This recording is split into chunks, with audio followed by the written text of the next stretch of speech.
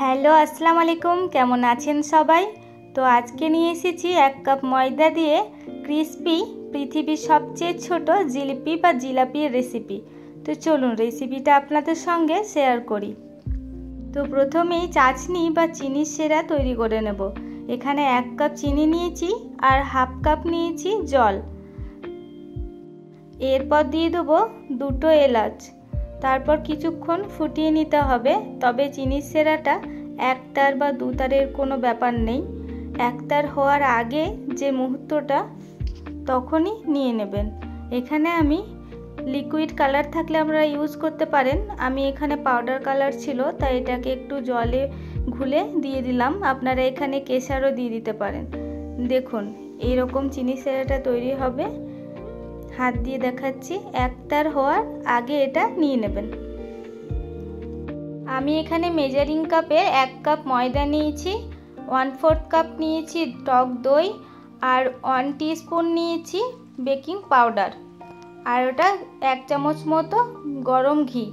এখানে 1 কাপ ময়দাটা ভালোভাবে স্ট্রেনারে দিয়ে চেলে নেব। তারপরে 1 টিস্পুন বেকিং পাউডার দিয়েছি, সোডা দেবেন না, পাউডারটা ইউজ করবেন। তারপরে 1/4 কাপ টক দই দিয়ে দিলাম, একটু ফেটিয়ে নিয়ে দিয়েছিলাম। এবার খুব ভালোভাবে মিক্স করতে হবে। অল্প অল্প জল ইউজ করে বারবার ভালোভাবে মিক্স করে নিতে হবে। মিক্স করানোটা খুব ভালোভাবে দেখানো হয়নি, কারণ আমি সেদিনকে একটা হাতে ক্যামেরা ধরেছিলাম। তো এইভাবে ভালোভাবে মিক্স করে নেবেন। আর এইদিকে অল্প একটু জলে পাউডার কালারটা দিয়ে একটু মিক্স করে নেব। দিয়ে এই ব্যাটারটার উপর দিয়ে দেবো। আপনারা কালারটা আপনাদের ইচ্ছে মতো দেবেন, বেশিও কালারটা করতে পারেন আর হালকা কালারও দিয়ে দিতে পারেন। আবারও এটাকে ভালোভাবে মিক্স করে নেব। আর এদিকে গরম ঘি করে নিয়েছি, 1 চামচ মতো গরম ঘি এখানে দিয়ে দেবো। ঘি দেওয়াতে জিলিপিগুলো ক্রিস্পি থাকে, পরের দিন পর্যন্ত খুব ভালোভাবে ক্রিস্পি থাকবে।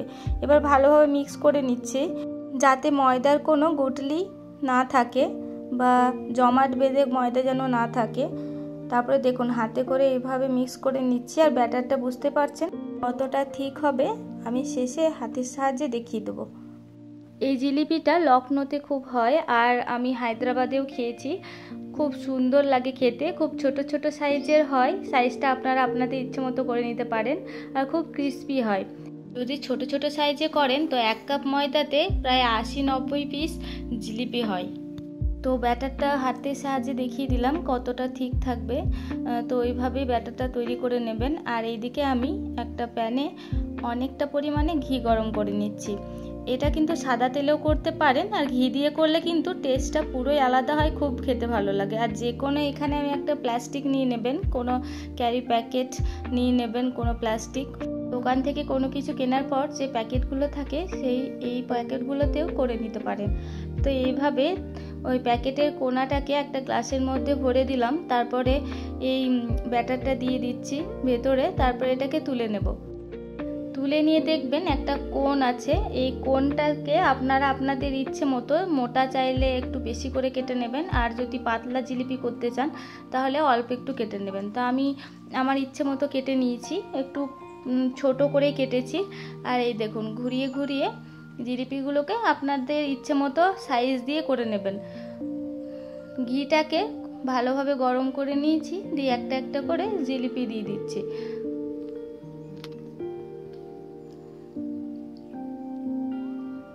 এই দিকটা ভেজে নেওয়ার পর ওই দিকটা পাল্টে নেব, তারপরেই তুলে নেব। আমার এই রেসিপিগুলো বাড়িতে না করলে একদমই বুঝতে পারবেন না। তো অবশ্যই বাড়িতে একবার করে ট্রাই করবেন আর আমাকে জানাবেন যে আপনাদের কেমন লাগছে আমার রেসিপিগুলো। দেখুন একটা সাইড হয়ে গিয়েছে, আর একটা সাইড অল্প একটু ভেজে নিয়েই আমি ডাইরেক্ট দিয়ে দেবো চিনির ওই সেরাতে। যারা আমাদের চ্যানেলে নতুন তারা অবশ্যই চ্যানেলটাকে সাবস্ক্রাইব করে দেবেন। আর আমাদের Facebook page Sohel Sabana's living and loving follow না করা থাকলে অবশ্যই ফলো করে দেবেন পেজটাকে। এইদিকে জিলিপিগুলো ভাজা হয়ে গেছে।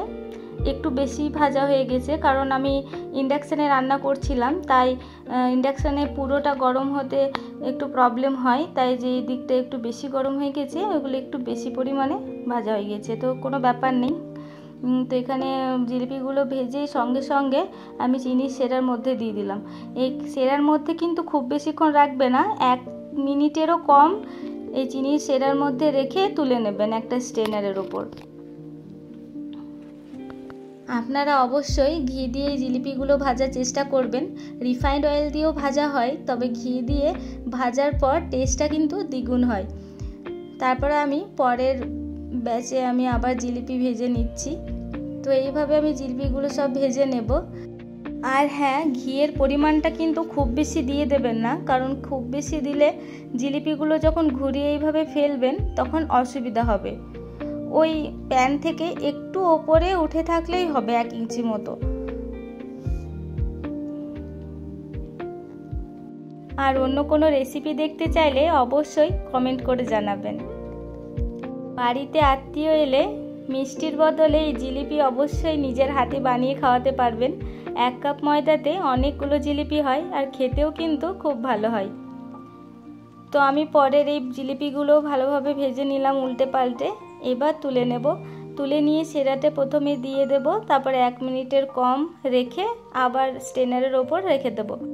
এতটাই খেতে ভালো হয়েছিল যে একদিকে জিলিপি ভাজা হচ্ছিল আর একদিকে দেখুন স্ট্রেনারের আগের ব্যাচের জিলিপিগুলো নেই। আর এই ছোট ছোট জিলিপিগুলো কারা কারা খেয়েছেন অবশ্যই একটা কমেন্ট করে জানাবেন। বেকিং পাউডার দিলে জিলিপিগুলো ক্রিস্পি থাকে, পরের দিন পর্যন্ত ক্রিস্পি থাকে। আর যদি আপনার কাছে বেকিং পাউডার না থাকে তো আপনারা ইনো ইউজ করতে পারেন। বেকিং পাউডারের বদলে ইনো ইউজ করে দেবেন। ফ্লেমটাকে মিডিয়াম টু হাই রাখবেন। যদি বেশি গরম হয়ে যায় ঘিটা, তাহলে একবার করে অফ করে দেবেন ফ্লেমটাকে, তারপরে আবার চালিয়ে দেবেন। তো আমার হাতে জিলিপি রেডি। ভেঙেও দেখালাম জিলিপিগুলো কতটা ভালো হয়েছে। তো আবার দেখা হবে নতুন একটা ভিডিওর সাথে, নতুন একটা রেসিপিতে। আপনারা ভালো থাকুন, সুস্থ থাকুন। ধন্যবাদ।